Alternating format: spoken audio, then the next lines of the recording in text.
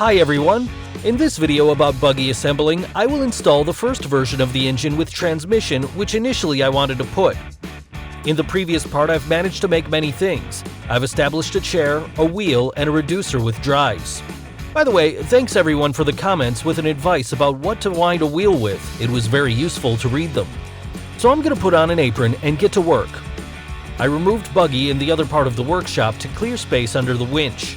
Before it, I bought the cheapest and most powerful engine for agricultural machinery which I could find. Its weight in a dry state, it means without oil and gasoline, is 72.75 pounds. I took the most powerful for 17 PS. I got home and began to unpack it. There was a plug in the set, a spark plug wrench, and a bolt for pulley fixing on a spindle. There was also a passport of the engine together with the maintenance instruction.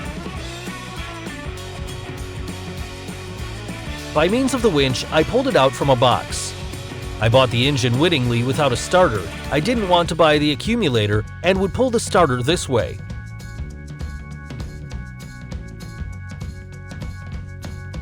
The engine is initially dry with no oil. It has standard supervisory units and the big red button which functions as suction.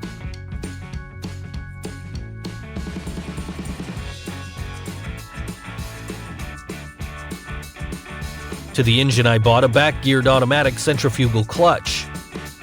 Not the best variant, but I'll try it in case of experiment because of its simplicity. For the clutch installation, it is necessary to remove the top cover from it and remove all insides.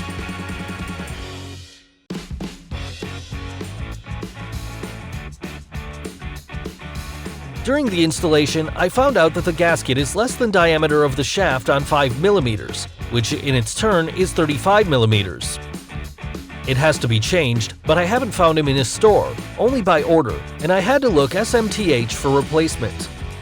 I found a suitable one from the crankshaft of Renault engine, but its outer diameter was on 1mm larger. Most importantly, that it would approach the engine shaft and outer diameter can be cut. I heated a case and hammered the gasket through a plastic coupling. I fit in its native. I tightened up the clutch case on bolts which were in a set. Further, I put on the clutch itself with chain wheel gear.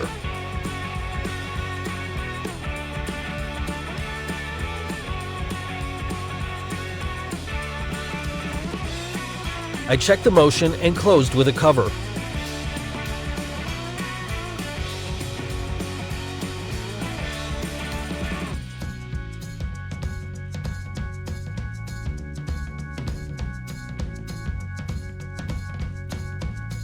Together with the engine, I took oil for automatic transmission and the engine itself recommended by the producer. I filled in about 14.11 ounces of oil in clutch. You can check the oil level in it as well as the engine using the probe, which is in a plug. After that, I filled the oil in an engine crankcase. According to manual, we need to fill in 1100 milliliters. Now we have to fill in gasoline and we can try to start.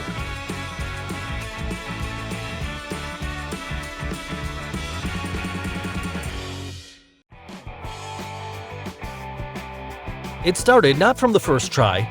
Strong smoke was caused by a shipping lubricant filled in the cylinder. During the starting, it considerably spat from the muffler or table.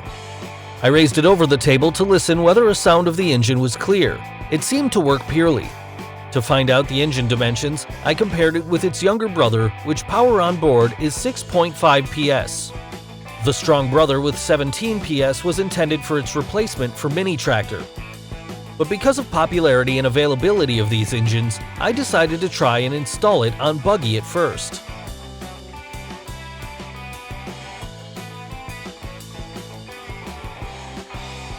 There we had two problems. First, the engine would abut in driver's back. Second, axes of the reducer and the engine would be in different levels. To expose them on one level, we need to display a reducer to the right. For this, we need to cut and re-weld the drives, what I don't want to do yet. The solution of first problem I found in reducer offset. Luckily, the drive's allowed to make it. For the reducer support, I welded one more pipe on a frame.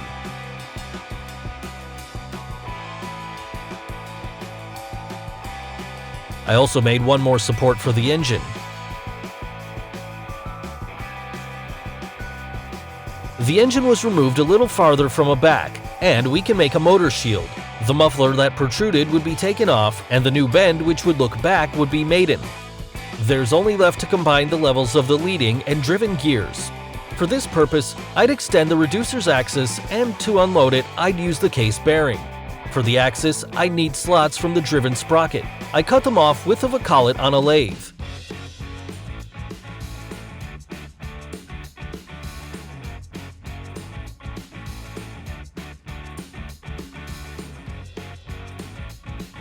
As a basis, I took a circle of 20 mm in which I drilled a hole under the reducer axis's carving. I centered and welded it to the coupling with slots. For strengthening, I put a couple of tubes on the axis and welded.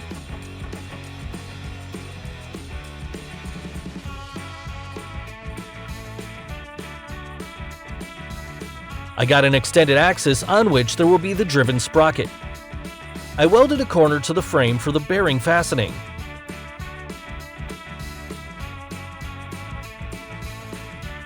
As I have two reduction gearings in a system, I decided to compensate one of them by chain wheel gear and installed a small sprocket for 10 teeths as driven sprocket.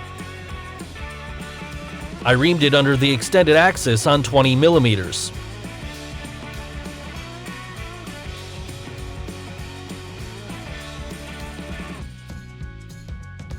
The driven sprocket I took on 20 teeth. To fix it on the shaft, I found a metal pulley. Its core will be welded in a sprocket. I got rid of all the excess and welded the maiden detail in a star.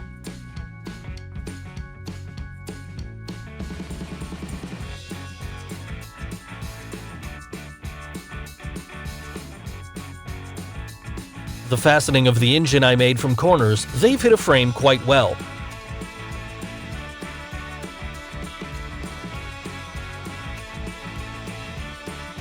Before the welding of all details, we need to put sprockets in one place using the chain.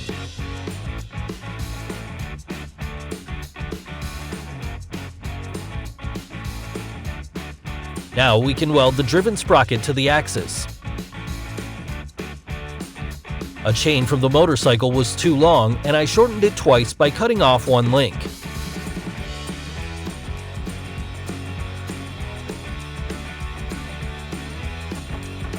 I connected a chain in place with the lock.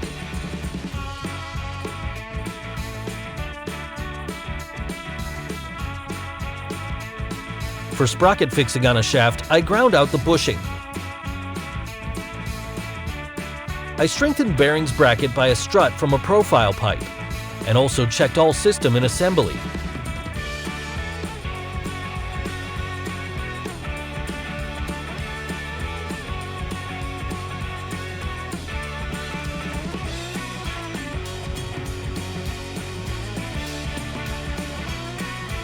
I held gases approximately at 30%, further the weakened chain slips. I made a chain temporary tension adjuster for it from VVEL roller. I was waiting when the semi-axes will be wrenched from the reducer, but as it didn't happen, so I drove engine up to full speed and wandered with what speed wheels were turning. I have no electronic tachometer and decided to use the camera and to record a wheel in 240 frames per second mode. I watched in slow motion how many turns the wheel made per second and counted 17 turns or 1,000 turns per minute. Using a formula, I got about 110 kilometers per hour.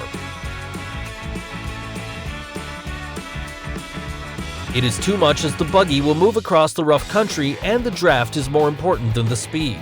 70 kilometers per hour will be enough for the maximal speed, as I think, and it will be much easier for such weak clutch. I made a temporary draft for gear shift. I climbed on buggy and tried to shift the gears and to ride a little in the workshop.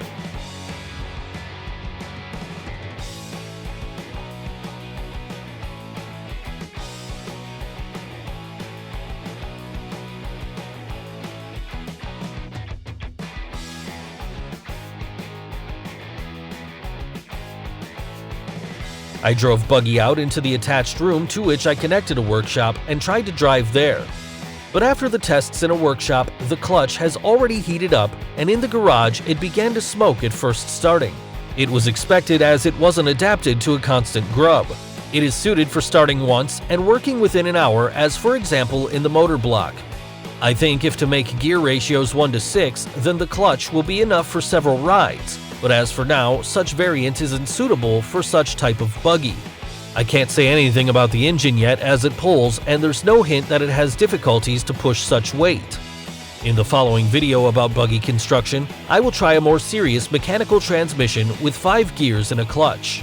It is also necessary to think about the brakes and find somewhere the trailer to bring buggy on track. And it's all for today. Thanks for your support, likes, and advice. We'll meet in the following video. I've got crazy idea. What if to put one more engine and to try to synchronize them? In the theory, it isn't so difficult to make. If you want to see it, write it down in the comments and I will try to make bonus video with this idea.